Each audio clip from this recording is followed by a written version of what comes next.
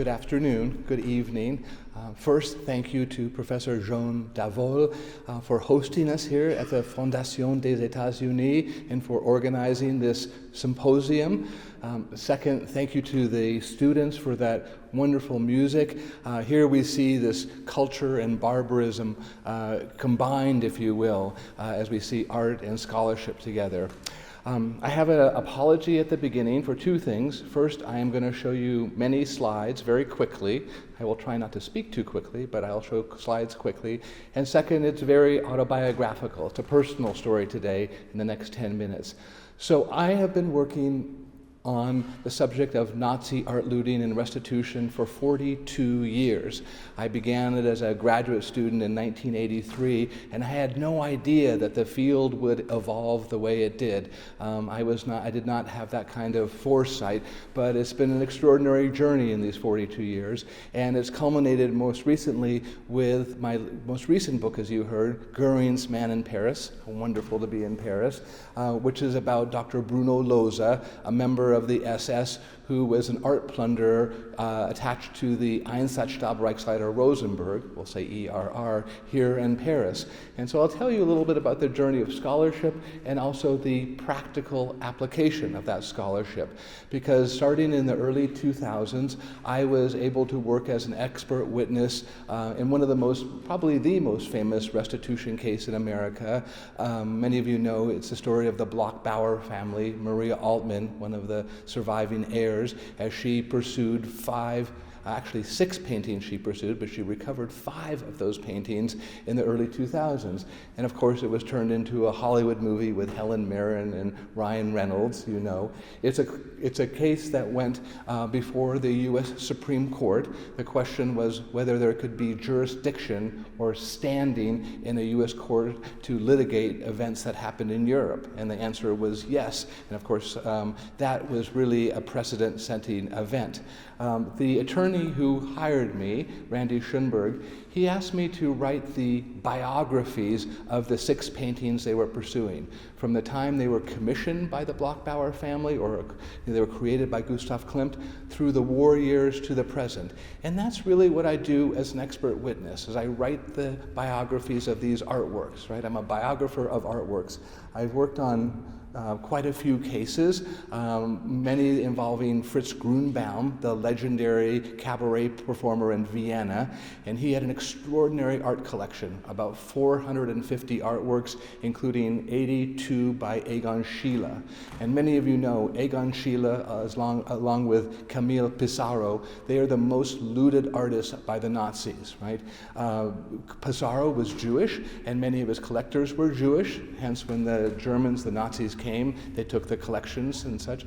And Egon Schiele, in Central Europe, almost all the major collectors were Jewish, and most of them perished in the Holocaust. So these are always interesting, or we would say red flag names. I worked with Raymond Dowd on a number of cases. We lost the first one, but won with the second one, and subsequently 14 works belonging to Fritz Grunbaum have been restituted in the United States. So it's been a very important case or series of cases involving Fritz Grunbaum's art. And, sorry. There it goes. But let me tell you a little bit more about my research, because without the research of historians, there would not be restitution cases, right? This is always a precondition to understand the history and the biographies of these artworks. In the 1980s, my first book was about the Nazi leaders' interest in art. And what I did was I reconstructed the collections for about 15 Nazi leaders, starting with Hitler, who amassed about 10,000 paintings for his intended Führer Museum, but also other sub-leaders, and then I analyzed that behavior. And that was very typical of the 1980s. We were still focusing on the first-rank leaders.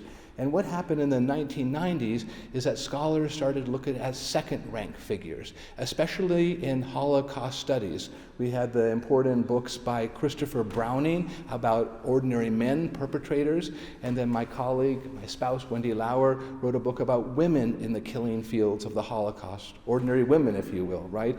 And we started to look at the second-rank figures, right? Partly because it was possible with German data protection laws. They say in Germany, if you're not a figure of world historical importance, like a Hitler or a Himmler, then you have to wait 30 years until after their death. And many of them died in the early 1960s, and so their papers became available in the 1990s. So one of the figures I wrote about in my book, Faustian Bargain, because I was writing about curators and art historians and journalists, was an art historian named Kajetan Mühlmann. And Kajetan Mühlmann is the greatest, if you know, art plunderer of all time. No one has stolen as much as Kajetan Mühlmann. He stole in Vienna in 1938 and 39. He stole in Poland starting in 1939, 40 into the 40s, and then the Netherlands. And Mühlmann stole everything from masterpieces. The Czartoryski Raphael you see behind me is the most sought after picture stolen and lost and never recovered.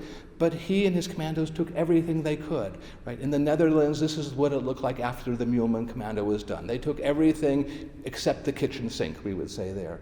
Now, the Americans captured Kajetan Mühlmann in 1945, and they interrogated him, but he escaped. He went out a hospital window in 1947 and was never seen again. So I went on the trail looking for mulemen. But back then, in the 1990s and 2000s, there were not the resources. I would go to cemeteries with my Nazi hunting dog and try to find out what happened to the people. Where did they die? Did they have surviving family? I found Muleman's widow, and she lived in on the Attersee in the Austrian Alps, and she gave me some photos of him, and I got to see what he did in the 1950s, which was basically selling off works that he himself had kept from the plundering operations. He had enriched himself. In Faustian Bargain, though, I have no chapter, no treatment of an individual that goes more than 30 pages, because that's all I could figure out back then in 2000 when I published the book, right? There was just not that much information, but we've seen how the field has been transformed in those years. One of the things I did for Faustian Bargain was I went and I interviewed old Nazis. I realized they were still alive, many of them in Bavaria and Austria. So one was Wilhelm Huttel, who worked with Adolf Eichmann in Budapest, among other places. And that's how I found Bruno Lohse in 1998. He was in Munich. I found him in the phone book. So I went to see him and we had lunch, and that was the first of about 30 meetings I had with Bruno Lohse over the next 9 years. Why so many meetings? He's not going to tell you his secrets on the first meeting. You have to develop a relationship and get to know him. So this is what happened for my book, Göring's Man in Paris. Lohse had gone from Poland, where he was active in 1939 and 1940 in the Wehrmacht, in the armed forces, and he came to Paris in early 1941 to work for Göring. To write this book, I not only had the opportunity to interview Lohse many times, but there were new archives. In 2016, the French state opened up the archives for the military tribunals, because Lohse went before the military tribunal in 1950. And so Wendy and I went down to Le Blanc, near Limoges, and we went to this archive. We were one of the early people to go to that. And you can see it's a rather unusual archive on a military base there, but it was filled with treasures, and scholars in the field had not seen these materials before. The Swiss archives opened up, and there was much more material from the Swiss. The French have done a wonderful job making materials accessible. Perhaps the best in the whole world is the French accessibility right now. Of course, we have digital resources that experts in the field all know about. There are databases and there are digitized resources. So it's possible to learn much, much more about what happened. And so I tell the story more completely in this book. Bruno Lohse, from being a non-entity, a very unimportant art dealer in Berlin in the 1930s, to becoming an SS officer. He said he joined the SS to play sports, which is not really true. And then becoming Göring's agent in Paris. And you can see he had this kind of relationship, rapport with Hermann Göring. Bruno Lohse was very self-confident, and Göring liked that. And when Lohse died in 2007, he left me his photographs. Some are well known to the experts in the field, but some are unique. But they document a relationship. The 20 visits that Göring made to the Jeu de Paume to select works for his own collection, and of course never paid for them. But we see in Lohse's photographs up close and personal the life of an art plunderer. While people were starving in Paris and France, look how the ERR lived. They lived with silver and wine and salmon, right? They had girlfriends and mistresses. He called himself the King of Paris. For Lohse, the war years were the best years of his life. Now, he also had an opportunity to enrich himself, because as you know, the Nazis did not like modern art, or most kinds of modern art, the degenerate art. In the ERR, they kept the modern art separated, sequestered, and this gave Lohse an opportunity first to go engage in exchanges that most of them are known, but there's some that are not known, but also to enrich himself, because he would take it. There was corruption, there was graft. And this is what Rose Valland was documenting in her diary. And when you see these images, you see what industrial plundering looks like, right? So many artworks going through, and many of the plunderers, almost all of the plunderers, they enriched themselves in the process. At war's end, Lohse went to Neuschwanstein, the castle in Fusen, which was the main repository for the ERR, not the only one, but the main one, and he was arrested there by the Americans. They interrogated, this is the work at Neuschwanstein, they interrogated Lohse in the Austrian Alps in a place called Altausee, in a place called House 71. This was done by the Office of Strategic Services, the OSS, their Art Looting Investigation Unit. And there were 3 members who interrogated Loza and Muehlman and many others. And one of them was Theodore Rousseau, who spoke French and German, very sophisticated American who had grown up in France as well. And he later became a curator at the Metropolitan Museum of Art. Well, Loza charmed Rousseau and the other OSS officers, but they decided to hand him over to the French, and they put him and other ERR staffers before the military tribunal in 1950. And what was extraordinary for me was that he was acquitted. They did not find him guilty. They could not prove that the corruption that was there just wasn't the evidence then for the judges to be satisfied. It was extraordinary, the decision. Friends of mine have said that the French were tired of justice, the myth of the resistance. There's other reasons there. But whatever the reason, he was able to go into business in the 1950s, and this is a major part of Goering's Man in Paris. How he lived fairly modestly, considering his resources, in an apartment on the top floor in Munich. In one room, he had modern works. He had works by Emil Nolde and Mariana Werfgen and Gabriel Munter. And in the other room, he had Dutch old masters and other old masters. He was part of a network of old Nazi dealers based in Munich, but radiating outwards geographically. Some of you know about the Gurlitt family, right? They were known to Loza and part of this network as well. About 1,800 pictures were found with the son of Hildebrand Gurlitt there. Now, Loza was still a wanted man. He was still on a watch list of the UN, which should have meant he could not come to the United States. And initially, he could not.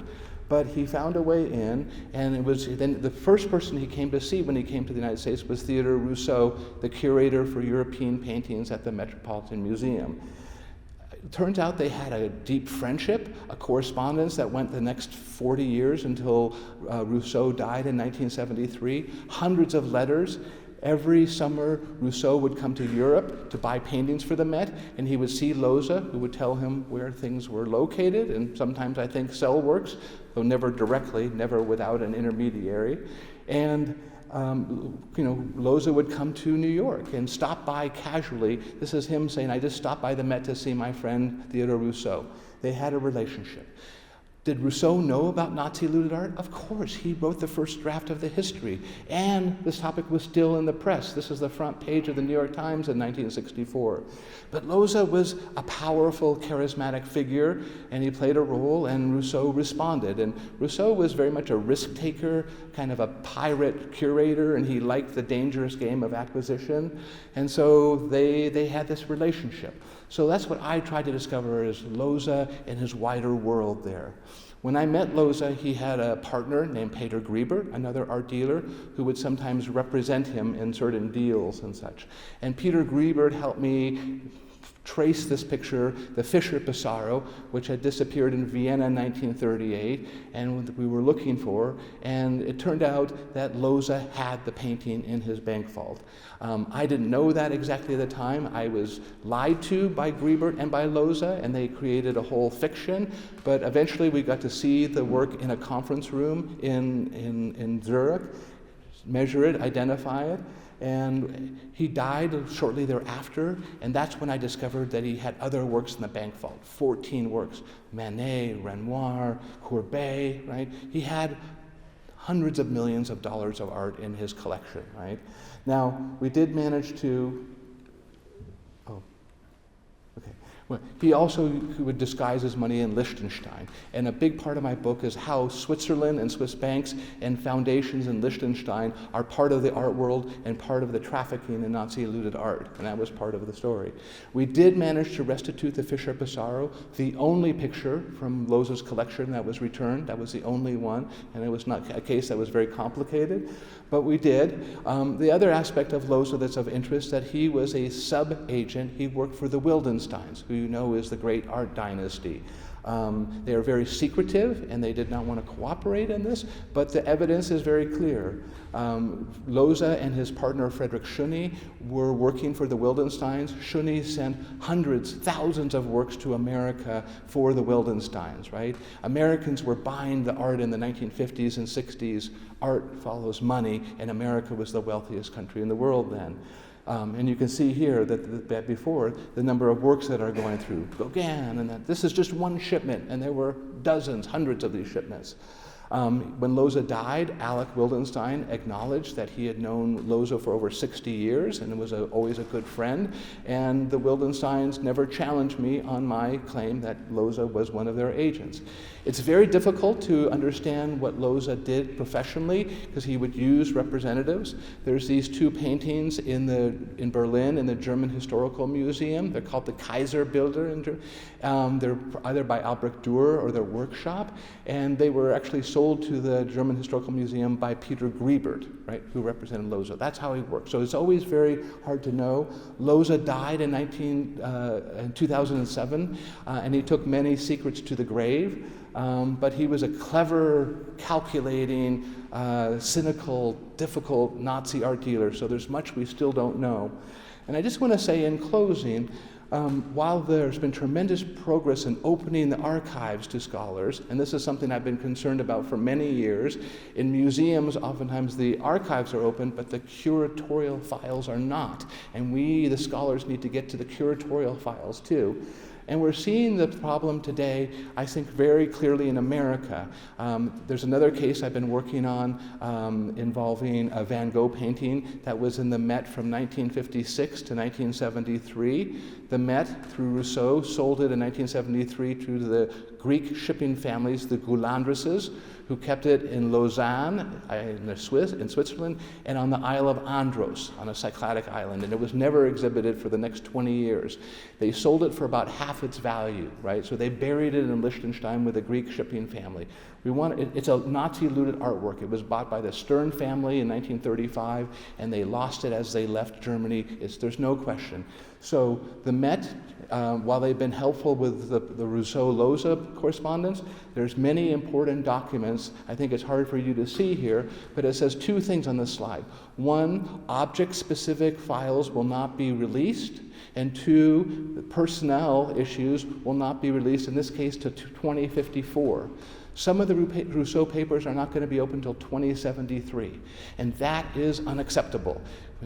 There's a moral imperative to our work, and we need to have access to these papers. So to borrow from Stuart Eisenstadt, one of my mentors, it's imperfect justice, and there is unfinished business in World War II. So thank you for your attention today.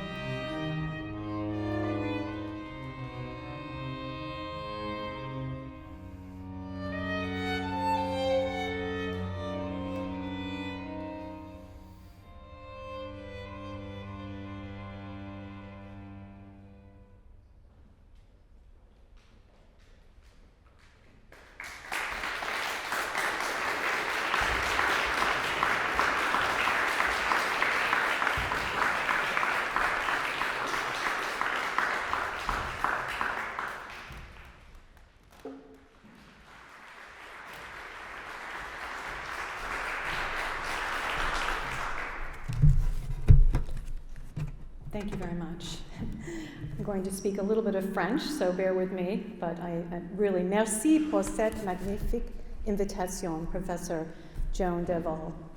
Quel beau salon, les frescoes, the music, Bach is my favorite, the concerto d'adagio, sont very inspiring. Merci d'être venu ce soir pour réaffirmer notre amitié historique, représentée dans cette grande salle. Thank you very much. I'm going to also tell you a little bit about my story, my journey in this field of research.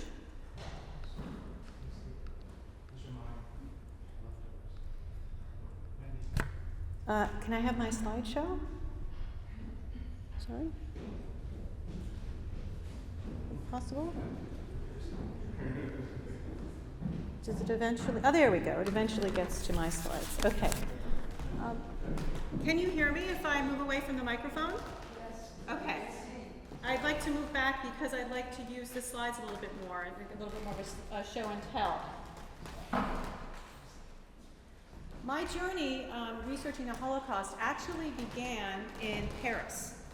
In 1992, the Soviet Union had collapsed, and as you know, in 1989, I was starting graduate school in 1991, and I realized that the country, the new emerging independent country of Ukraine, was terrain that had not been explored. It was a kind of tabula rasa as far as Holocaust research because of the Iron Curtain, as it were, which had finally fallen. And so I came to Paris. I actually bought a Renault because there was no way that you could rent a car in Ukraine at that time. And I drove with a colleague to Kiev and back and started to see for myself what we would call the so-called Holocaust by bullets. This is the aspect of the Holocaust which accounts for half the victims of the Holocaust outside the mass gassing facilities that you're more familiar with, of Auschwitz, Sobibor, Treblinka, and so forth. So I made my way into Ukraine, and I started to see firsthand what the traces were, what was left of this mass murder. Initially, I thought scholars had estimated about 800,000 people had died in Ukraine. A lot of this was subsumed under kind of the Soviet citizens and Soviet ideology. But today, the estimate is about 1.4 million. And here are some photos of me actually doing some of this field work. And this was the kind of work that my colleague and partner Jonathan talked about a moment ago. And that means going to the sites of the mass murder, going to the witnesses, going to the actual killing fields, and combining empirical documentation with a kind of archaeological excavation and more investigative journalistic work, which my colleague here in the audience, Isabel Vincent, does marvelously. So here I am working kind of in these fields and talking to the witnesses as I encounter them. And what I discovered, and these are my publications that are kind of the evolution of my research from my dissertation called The Holocaust in Ukraine, Nazi Empire Building the Holocaust in Ukraine, a collection of essays of some of my colleagues, including some you might know, Timothy Snyder. These are people who are just kind of going into these countries of the former Soviet Union to try and figure out what happened. A diary that I edited from a survivor from Galicia, named Samet Goldfarb, I'll talk about in a moment. Hitler's Furies, which is the role of ordinary women who turn up in these killing fields. They were not at home baking bread, going to church, and tending the home fires at the front. This was a complete myth. And then finally, the visual turn in the latest book, The Ravine. Now, when I went to Zhytomyr, I went there initially because Heinrich Himmler had his headquarters there, and so did Adolf Hitler, not far from there in Vinica. And at the time in Holocaust historiography, the big debate was about decision-making. Could a smoking gun document, could an actual order be found that Hitler issued and the final decision on the starting of the genocide? And historians were focusing on discovering that, in the archives. And I thought if Hitler and Himmler have their headquarters in Ukraine, and this is where the mass murder is taking place, They were men of action. They were urging their men to go into the field to actually implement this genocidal policy, the so-called War of Destruction that started with Operation Barbarossa in the summer of 1941.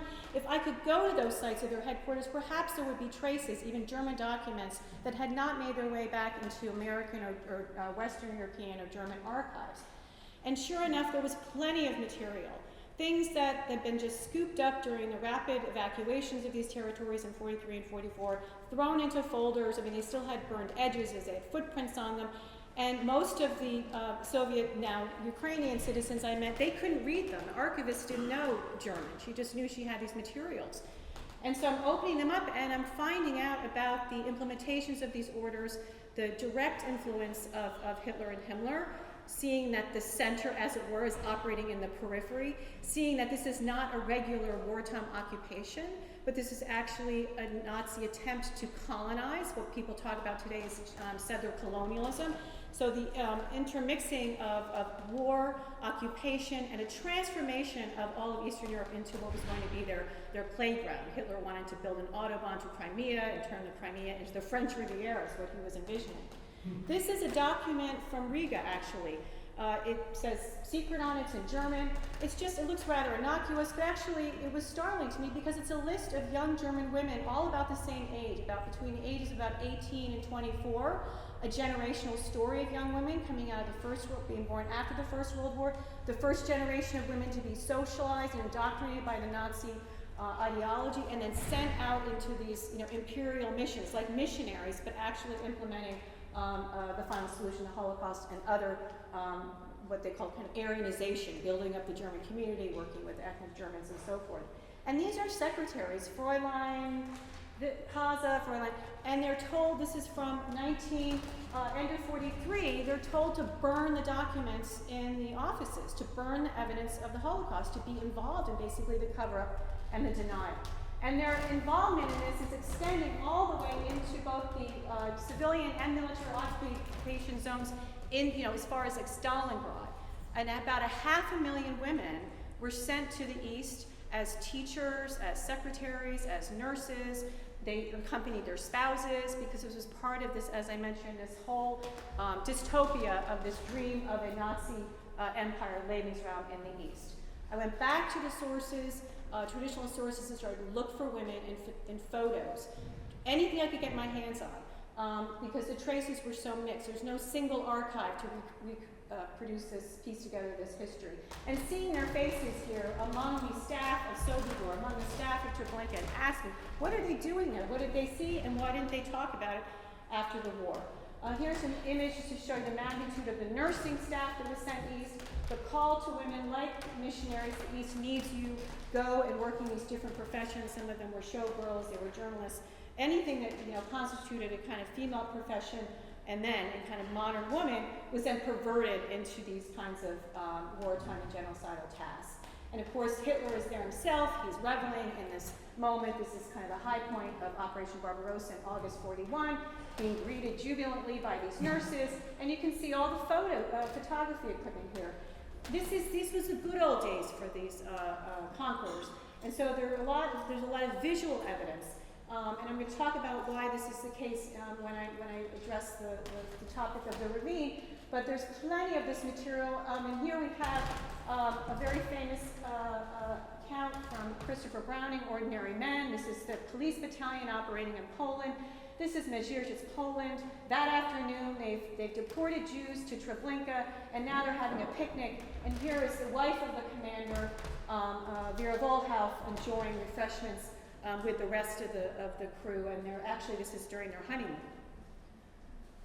One of the individuals that was mentioned today, and will be mentioned shortly with my colleague Ray Dowd's presentation, is Fritz Grunbaum, a cabaret singer from Vienna who died in Dachau, who owned a magnificent collection of Sheilas.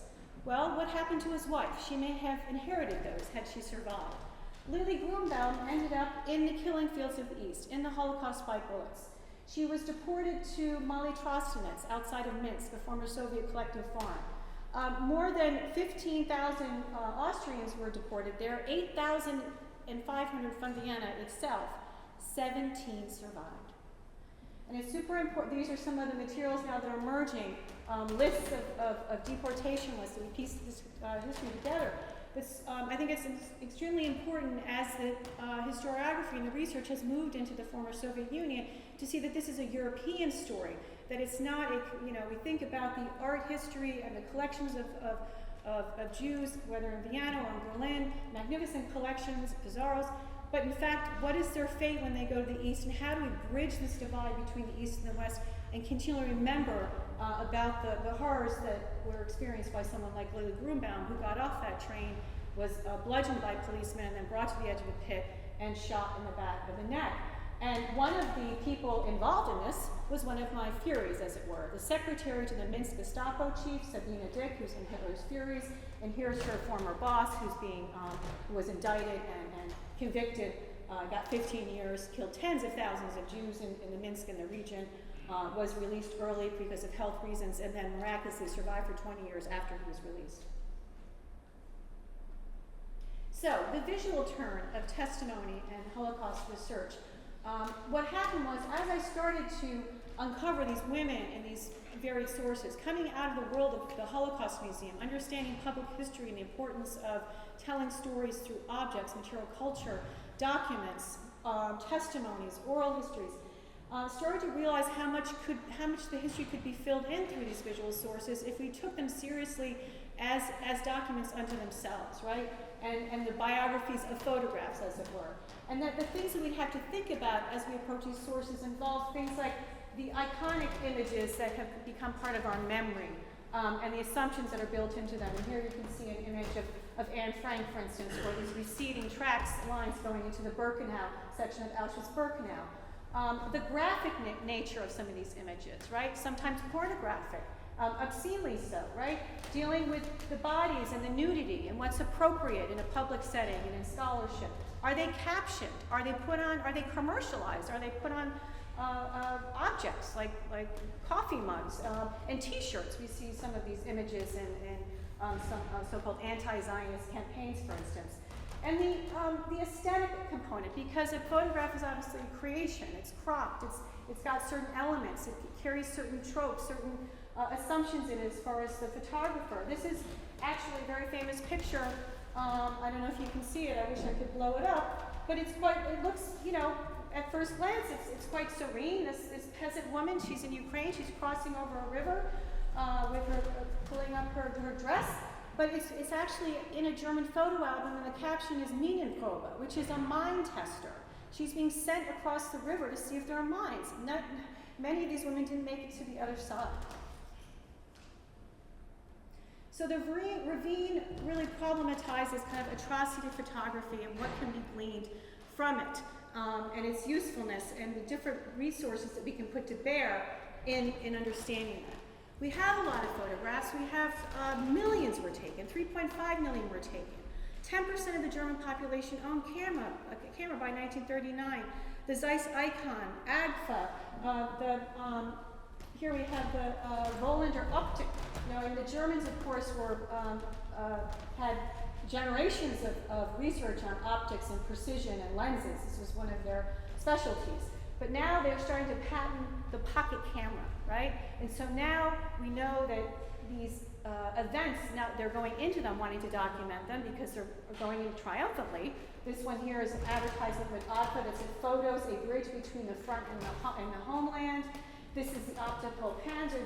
This camera is like so well made that any shrapnel is going to endure the warfare. It's a bridge between your experience in the campaign that you can share with your loved ones, right? But the thing is, the mass distribution of these cameras meant that the crimes of the Holocaust are also being documented. And Himmler issued repeatedly orders to his men, and the Wehrmacht as well, do not take pictures of the atrocities, do not take pictures in these killing sites. But those orders were not followed, and that's why we have a huge archive, millions of archives, and at Yad Vashem alone, they have over 500 perpetrator albums. Okay, so these are taken for various contexts. And they are taken in a way, this one from Mirapol, this came to me. I talked in the beginning of my brief comments about going to the field, right? But in my research, often things come to me. The diary that was written by Samet Goldfarb, a very rare document from Western Ukraine, was brought to me by a Jewish family that wanted to know more about their father, who was very good friends with this diarist, who died in a moment of active resistance in 1943. The diarist, very briefly, he was from Poland, from Radom. He was a cosmopolitan man, a journalist, an intellectual. He never had fired a gun in his life. He knew at this one moment, 1943, the SD truck rolled up. They were told to stand at attention, and he knew that at this moment they were going to be killed and then brought to the forest and buried there in this town called Przemyślanie outside of Lviv, Lemberg. And he pulled out his gun and he missed. And so he was shot alongside all the other prisoners. And his friend actually carried him into the grave, and that's how I got the diary, because his friend did survive. He ran into the forest. But I just want to read very quickly something, not from Samet's diary, which I highly recommend. It's a beautiful piece of literature, but by another famous survivor, actually, Aaron Appelfeld, about the importance of diaries. The journals written during the Holocaust are doubtless the most fiery outcries ever raised by the soul. They were the last effort to preserve the self before it was taken. First, you lost your house, your personal belongings. You are pressed into a crowded ghetto. You are separated from your loved ones. You endeavor to preserve a shred of yourself before it is rubbed out. Naked anonymity was the gateway to death. And I mention that because of the challenge of this work, not only when you have so few traces, but the questions that we pose when we ask, why didn't the Jews resist? It's a mischievous question. But think about the circumstances in which people are thrown and to what capacity they have to resist when they've been stripped of their humanity. Here is another example of the Holocaust by bullets in one of the starkest images I had ever seen. It came to me in 2009. And you see a lot of these images, but if you think about Holocaust photography, it's often kind of the leading up, the deportations, the gathering, and then kind of the aftermath, and maybe the bodies and the corpses, or the liberation photos from Bergen-Belsen and so forth. There aren't that many pictures of the actual murder, right? Kind of action shot. And this one I found incredibly powerful. It was taken in Miropol in October 1941. And these two journalists from Prague came to me and said, Wendy, you work on Ukraine, help us find out more about this picture. And I just started to kind of pick it apart and analyze it over years. For me, the shoes were interesting. Working in the Holocaust Museum, it was brought to me at the Holocaust Museum. The power of the shoes and the metaphor and iconography of the shoes. The landscape, the fact that nature is put to use, and looking at the time of day, looking at the way the sunlight is coming in through the curtain of these trees here. The fact that this ditch is here, it looks like a ravine. The importance of the ravine in the way that the nature was put to use by the genocidaires, for the site of the mass murder, for the covering up and the burial of the victims. The fact that this smoke here is this halo effect of the smoke. This is a ballistics piece of this story, because we get into this kind of forensic analysis in this research. And this is a live shooting here. This man is grimacing in the position he has. The fact that the smoke is hovering above is because other people have been killed. You can see a coat down here, a crumpled coat that maybe is a prior victim. And then this family, this woman with the child in the center, right? And how we look at this. What is the angle? What is the time of day? What are some of the visual allegories that are in here as far as almost a Pieta-like image here, and the creative, aesthetic aspects of this? How do we understand even evidentiary? Who are the killers? What are their uniforms, right? What time? We can place the time era based on these uniforms, based on these Red Army coats, based on those weapons, the carabiner, the Mauser, right? And this incident was taken, 5 pictures from this. And it was taken with a Zeiss icon, and I had the model of the camera, and so I realized there could have been 8 as far as what was possible. There was no zoom lens. That means the person taking it is close. It's 20 20 feet away, right? Must have been a collaborator, must have been a perpetrator, taking it openly, it's not clandestine. Well, it turns out it was taken by a Slovakian soldier who was part of the invading forces with the Germans. It was Axis invasion, 1941. But he took it it was his enough moment. It was, this is not the war I signed up for. And he was actually taking this as an act of resistance, and it is his visual testimony that he left behind. And here he is, Lubomir Shkrovina from Banska Bystrica, Slovakia, which is a center of Slovakian resistance. He's here with his comrades. They're actually in the photo studio in Ukraine, in Mirapol. Here's his testimony that he had to give several times. And there's the actual camera, right? So it's important to have the actual camera. This is one of the other images that's part of that series that gives us another angle. And look, it's another woman. Turns out on that day, October 14th, 1941, 94 people were killed. There were 960 people in that village, about 100 miles west of Kiev, 49 of them were children. About 10 were men. So it was mostly women and children. They killed the men first. That's why we have the men's shoes in the foreground. Mirapol here is in the center of what was historically in Russia, the Tsarist Russia, the Pale settlement. And then I went back to the town itself to see for myself, and I actually brought Father Patrick Desbois with me, his organization, Yohannan Unam, that you may be familiar with here, that was headquartered in Paris. So I came back to Paris and then begin my journey again back into Ukraine with his crew. We used documents from the Soviet archives, extraordinary commission reports, so that we could retrace the steps of those days of that event back into the park here where the massacre occurred. We found the actual Ukrainian perpetrators. There are their fingerprints. They were arrested and executed, 2 of them in 1987. That photograph was sitting in Prague the entire time. The Soviets didn't have it for their investigation. The West Germans didn't have it for their investigation, which they did, which was really rudimentary, also very revealing, because the perjuring was pretty evident when you have a photograph in front of you and you read the German testimony and he says, we didn't do any shooting or we weren't there. So these photographs are incontrovertible evidence, and as Hannah Arendt says, an instant of truth. Genealogical research at Yad Vashem, all of this work cannot be done without institutional support. It's a European endeavor. It's European history. It requires all these languages. It requires all these sources.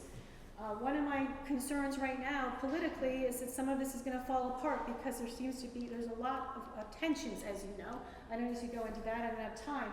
But I am concerned about the ability for everybody to cooperate on this very important work.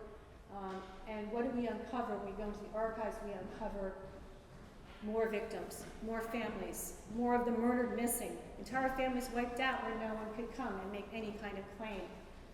I just want to end by making the point that there's no statute of limitations. I'm doing historical research. There should be no statute of limitations on any of these claims. It takes a lifetime to uncover this material. It exists in all different forms. It's a race against time because it does fall apart. We have in Ukraine right now another war going on. One of the last things that happened before Putin invaded was the removal or the reproduction of archival material. I had refugee friends who were in cars going to the border with some of these documents on digitized to bring to the archives in Washington, D.C. Thank you for your attention.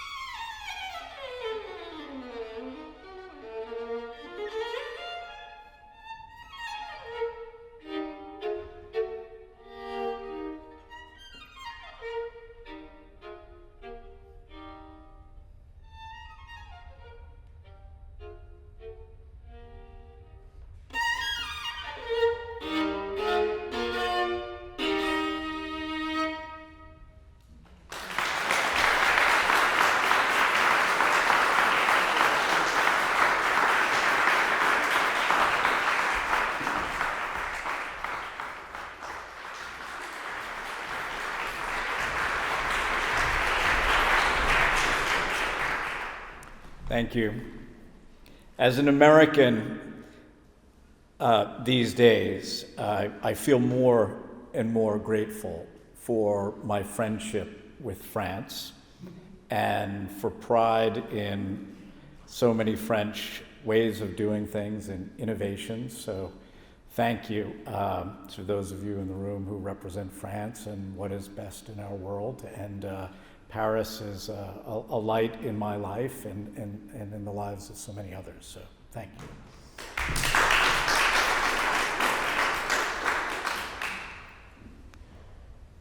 So Abraham Lincoln, Napoleon, and Hitler each had different ideas on whether or not cultural property should be returned to its owner after it had been taken during war. So Napoleon's era, a war was a reason to steal, to pillage.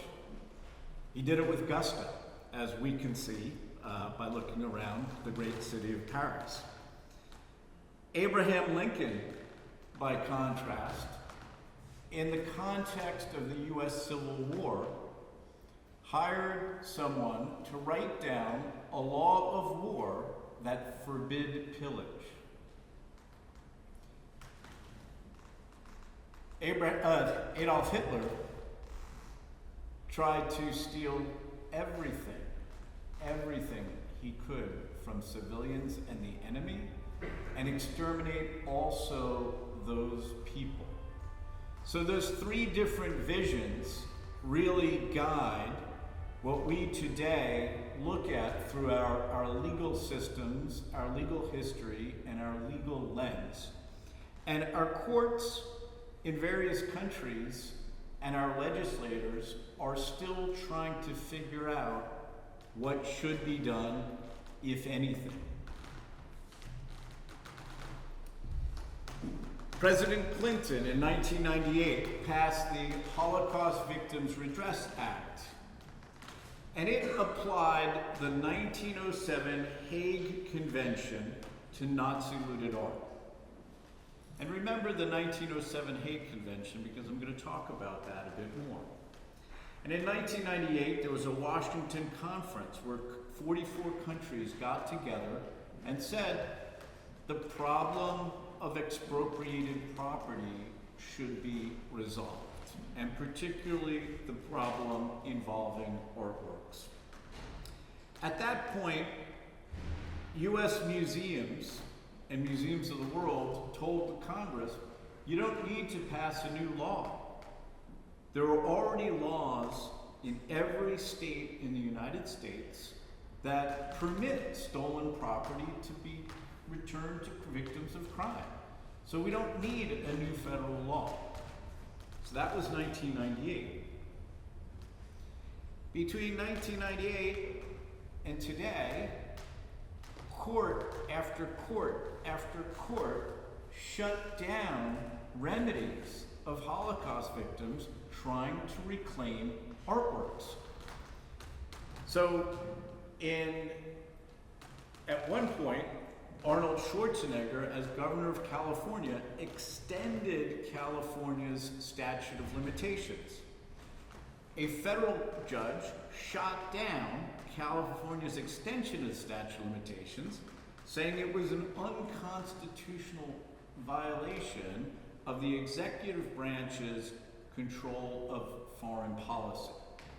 So, during this period following 1998, Holocaust victims' families had no remedies to get back stolen artworks in US courts. In the last hours of the Obama administration, something miraculous happened. Now, it doesn't often happen in the United States that every member of Congress agrees on anything, much less something important. In the last hours of the Obama presidency, on consent, every member of Congress agreed to reopen the U.S. courts for a period of 6 years from when property was stolen, artworks were located. And for those that the statute of limitations had already passed, it was reopened for a period of 6 years, from 2016 to 2022. That extension of the window for statute of limitations will sunset in 2026. So right now, US courts are open for business, but they may soon close. In 2017, President Trump signed the JUST Act into law. The JUST Act requires the US State Department to report on the progress of other countries in opening up their courts and creating remedies for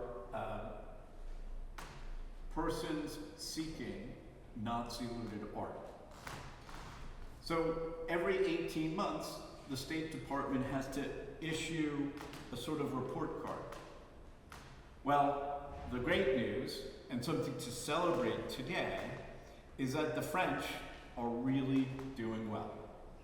The French passed a law in 1945 that made it easy for claimants to recover artworks through the French courts. The courts are open. But today the problem is that France is practically alone. The United States is open maybe for another year, and the rest of the world hasn't caught up. It's a major conflict of legal systems, and thousands and thousands of stolen artworks still remain in the wrong hands. Jonathan Petropoulos, who spoke earlier, was the expert in the Woman in Gold case. It's the most famous case out there. And the Woman in Gold case really established a couple of very important precedents. It opened the door for a case called Cassirer versus Thyssen-Bornemisza Foundation. Now this case has been going on for over 20 years in the US courts. It has gone from a district court to the circuit courts and back and back and back and back. It's been to the US Supreme Court twice. I don't know of any other cases that have been to the US Supreme Court twice.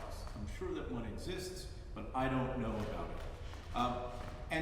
And it was on March 10th, the US Supreme Court sent it back to California, the land of the place that Schwarzenegger extended the statute of limitations. California extended its statute of limitations just last year again. After it was held unconstitutional, they extended it again. So the Supreme Court sent it back again. And what did the Ninth Circuit decide in this case that was so upsetting to all of us was that the Spanish court said, we can keep this artwork by Camille Pissarro because we didn't know it was stolen when we bought it. And it was an artwork that they purchased in 1993. And everybody knows that it was stolen, but the Spanish put up a defense based on civil law. And that's very upsetting to many of us, and it's got conflicts of law professors all excited. Finally, we have an issue that can be written about that's very juicy and matters. And it really brings into sharp relief the differences in legal systems and the problems of justice that remain a patchwork. So one of the things the Altman case, the Woman in Gold case, did was establish that the Foreign Sovereign Immunities Act would not be a barrier to claims. That means a little old lady in Los Angeles could go to her local federal court and sue the Republic of Austria. And Republic of Austria could not say, I'm an immune sovereign. So she had a claim against Austria in the United States. That was radical. But as we see, even if the Cassirer family could sue the Republic of Spain for an artwork in a Spanish museum in a California court, they ran into this legal barrier of acquisitive prescription. Now, acquisitive prescription doesn't exist in the common law. We don't have what's called adverse possession of a chattel. The common law rule is that a thief can never take and can never give good title. So in Roman law, it was known as the nemo dat rule. You can't give what you don't have. And why is it that international law doesn't permit the sale of art that was stolen during the war? Well, the origin of how the international law evolved was that in Wellington's defeat of Napoleon, one of the treaty provisions was that artworks would be returned. And scholars argue that this established a customary rule of international law. You have hard laws that are written, and then you have customs that are a little softer that you can argue. But arguably, in 1815, that rule was set for the world, that giving back cultural objects looted during wartime was the right thing to do. And that has implications, not so much for the Nazi era, but for many other claims, for example, the Benin bronzes, or looting that happened in that part of history. In 1864, Lincoln hires Dr. Francis Lieber, who's a professor at Columbia in New York City. He's a former Prussian military officer. Lieber sits down and writes a code of war that will govern U.S. troops in the Civil War between the North and the South. And historians say that Lieber writing down the law of war and giving this handbook to the troops was a first in history.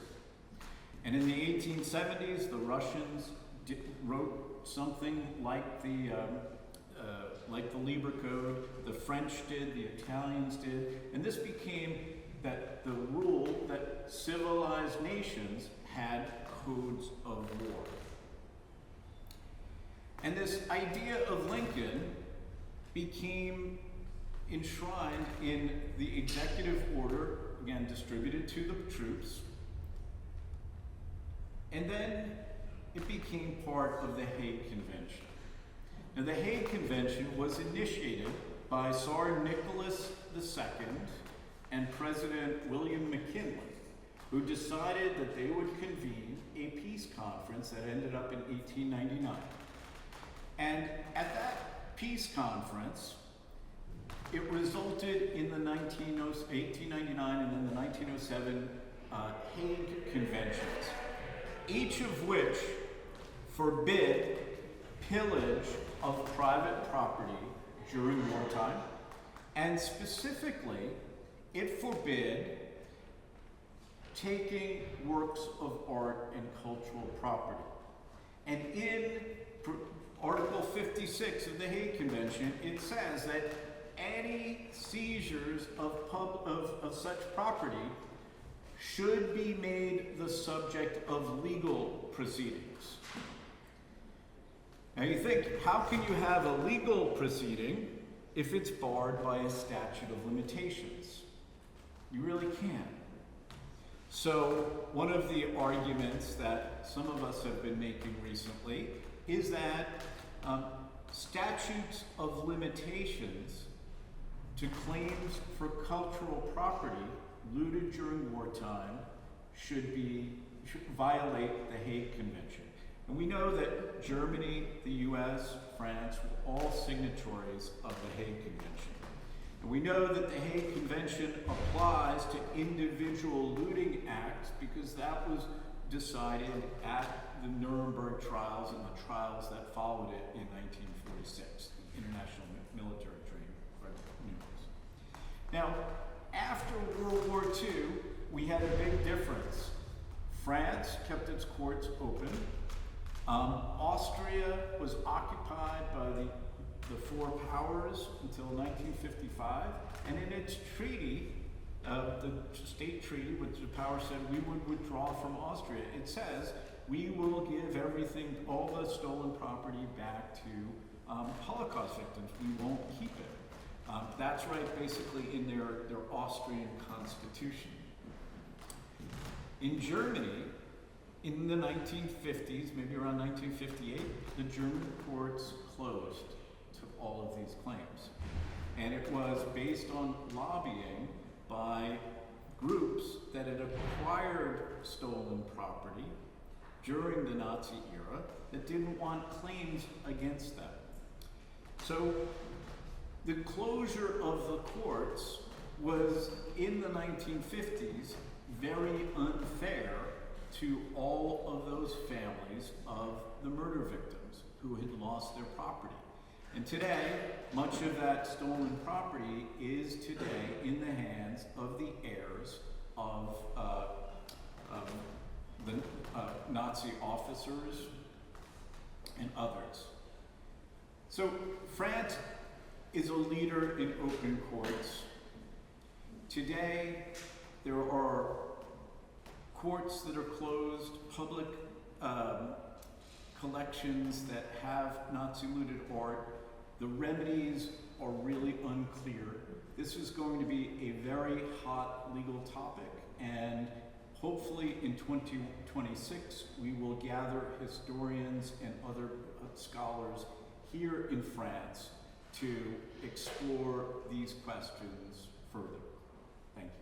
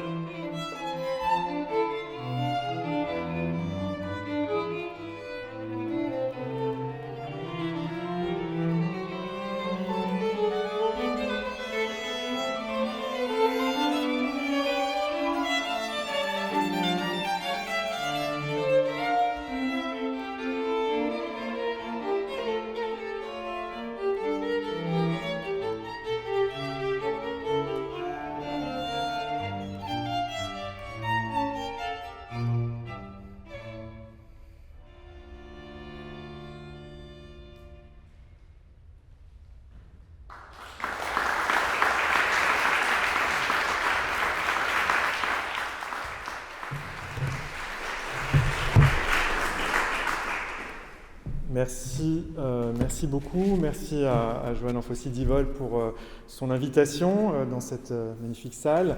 Il faut toujours préciser d'où l'on parle, c'est important. Je ne suis pas un universitaire, je ne suis pas un chercheur, je travaille avec des chercheurs, mais donc je parle depuis le ministère de la Culture français, donc c'est différent des orateurs précédents, des universitaires et professeurs, avocats et professeurs.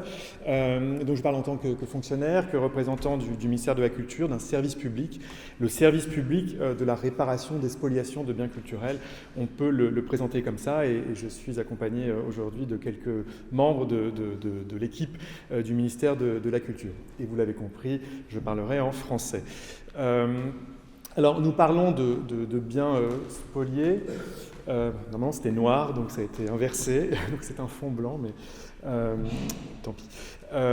Donc, nous parlons de biens spoliés. Il faut quand même toujours bien se souvenir, et nous commençons toujours comme cela, que les biens spoliés, d'abord, avant d'être des tableaux, des œuvres d'art, des sculptures, c'est cela, je ne sais pas si vous voyez bien, c'est-à-dire des objets du quotidien, des poêles, des casseroles, du linge de maison, pour mieux voir, c'est-à-dire tout ce qui a été pris dans les appartements qui a été habités par des juifs et qui ont été vidés par différents services allemands à Paris, en France et ailleurs en Europe.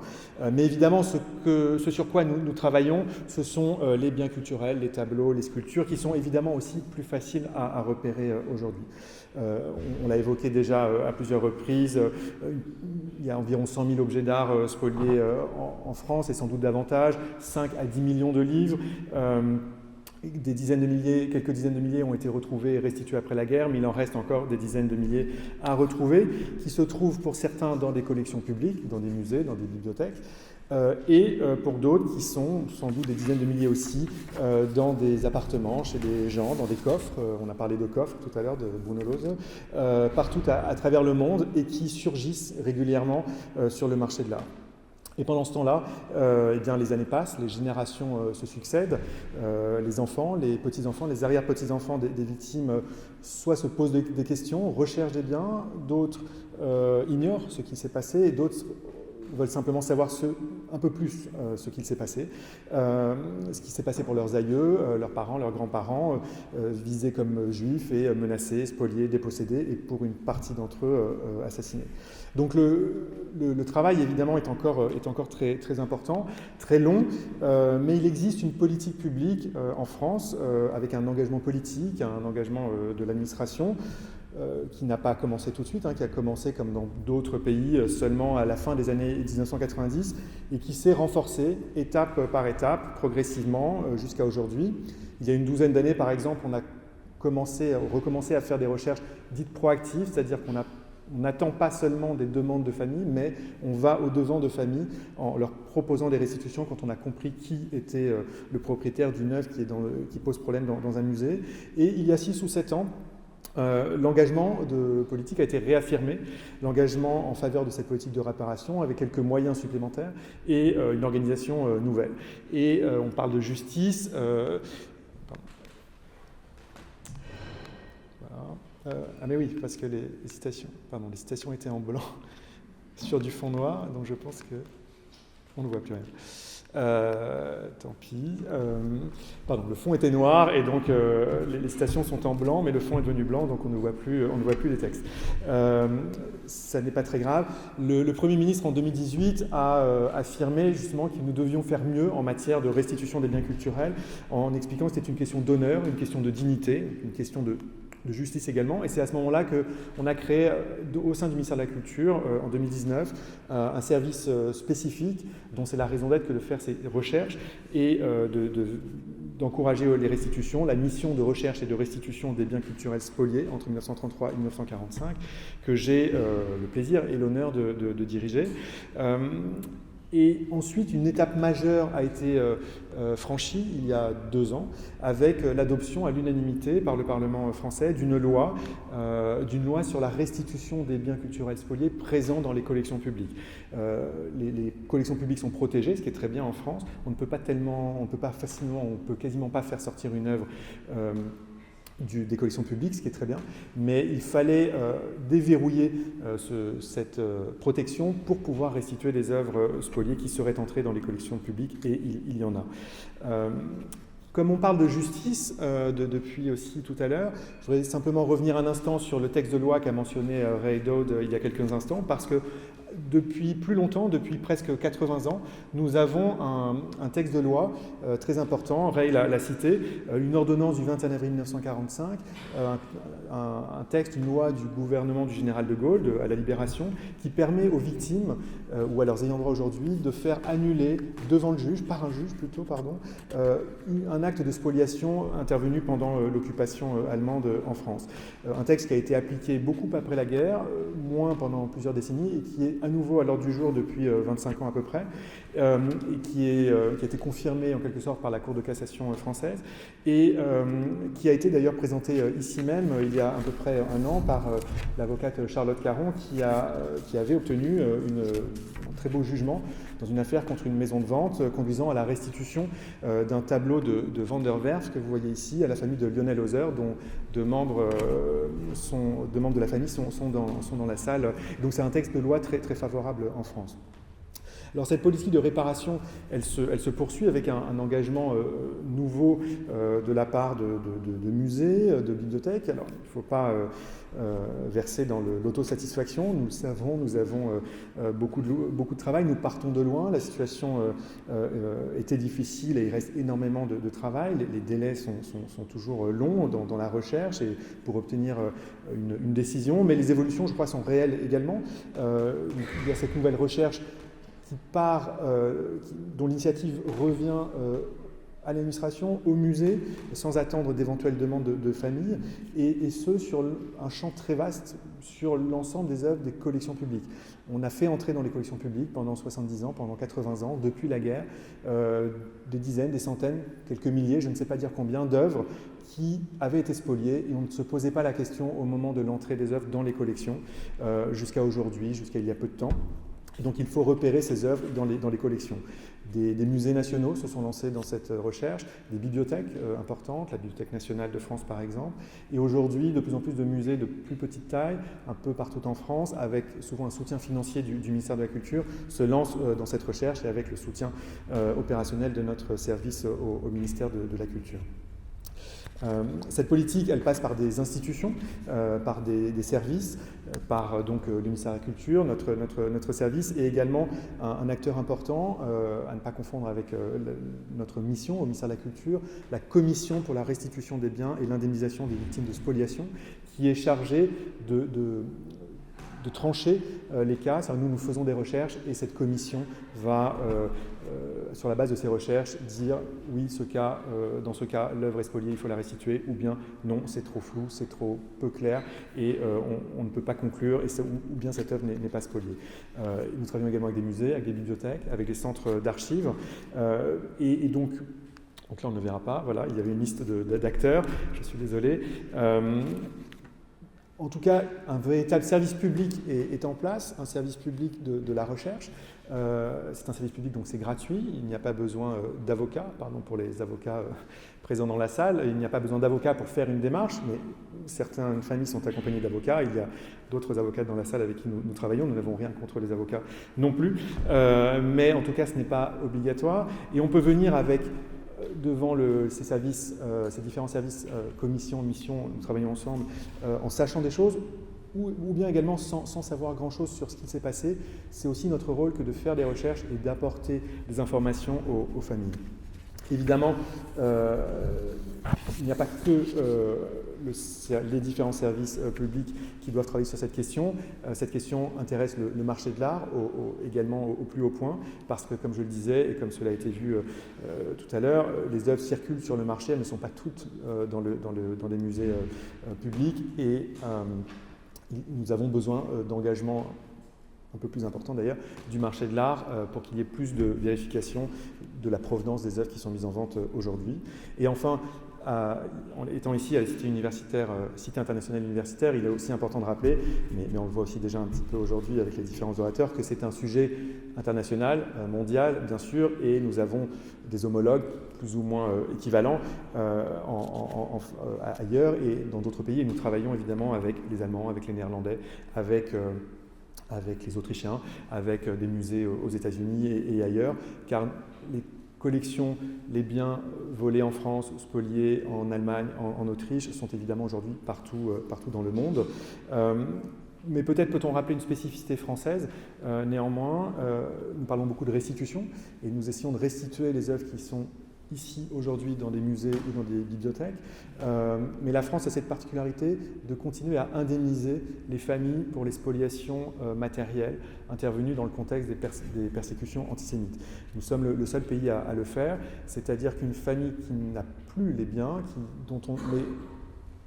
dont les biens ont disparu, ne sont pas localisés aujourd'hui, peut être indemnisée par la République française encore aujourd'hui. Et donc, cela veut dire que nous ne travaillons pas uniquement sur des œuvres qui sont dans des musées aujourd'hui qui pourraient être restituées. Nous ne travaillons pas uniquement avec des acteurs privés, avec le marché de l'art, avec des collectionneurs privés qui auraient aujourd'hui, eux, des œuvres spoliées qu'il faudrait restituer, mais nous travaillons aussi un peu dans le vide, en essayant de comprendre ce qu'avaient les gens en 1940, pendant la guerre, ce qui a été spolié et ce qu'il reste à retrouver. Et évidemment, dans beaucoup de cas, dans la plupart des cas, bien sûr, finalement, nous ne retrouvons pas les œuvres.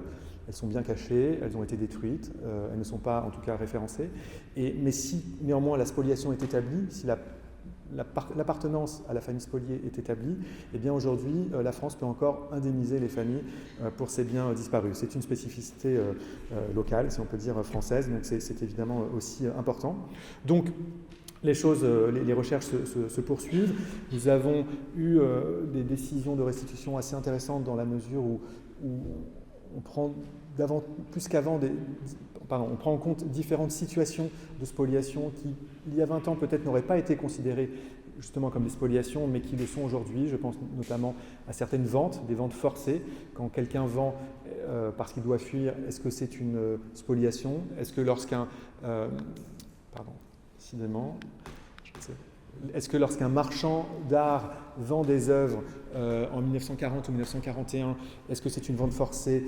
Nous avons restitué l'an dernier ces 2 tableaux de Renoir et de Sisley après que cette commission qui tranche les cas a dit que, eh bien oui, même un marchand d'art peut être contraint de vendre lorsqu'il est menacé à Paris.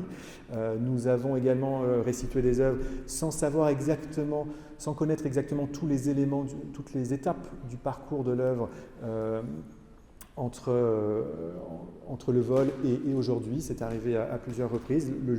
Plusieurs juges d'ailleurs avaient souligné le fait qu'on ne peut pas demander de preuves impossibles aujourd'hui, 80 ans après les faits. Il faut pouvoir décider sur la base d'un certain nombre d'indices, d'un faisceau d'indices, comme on dit en français.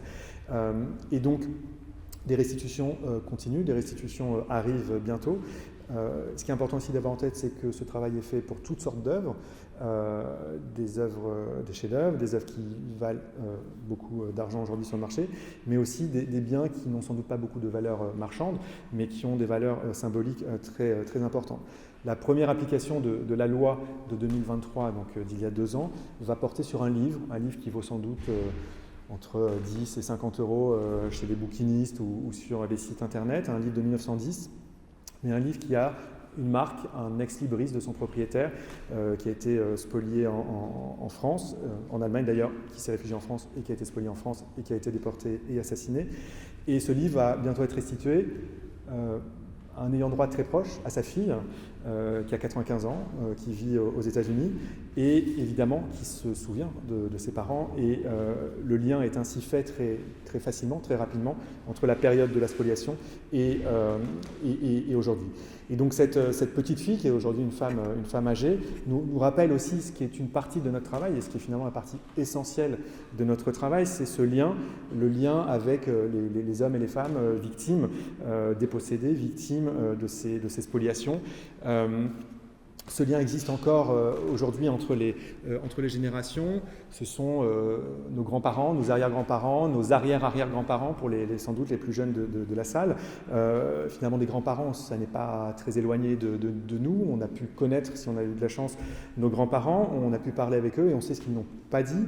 On a pu aussi, malheureusement, dans certains cas, ne pas les connaître, ou ils ont pu être arrachés à la vie trop tôt.